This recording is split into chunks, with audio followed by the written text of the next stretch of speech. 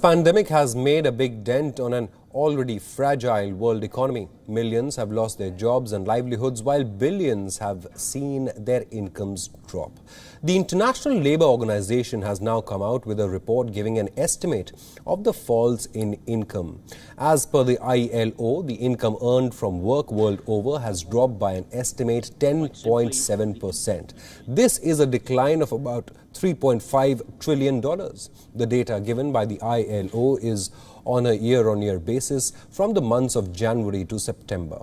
The catchphrase here is income earned from work. So the figure does not include the income support provided by respective governments as a compensation to job losses.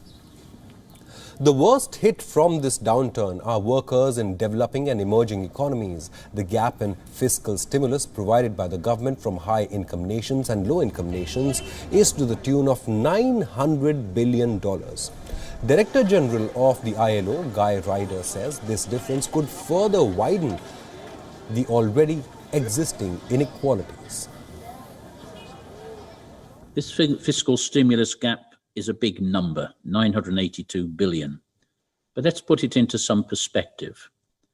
The amount that would be needed by low-income countries, just the low-income countries, to plug their fiscal stimulus gaps would be just 45 billion US dollars. And that is the equivalent to less than 1% of the fiscal stimulus packages announced by high-income countries.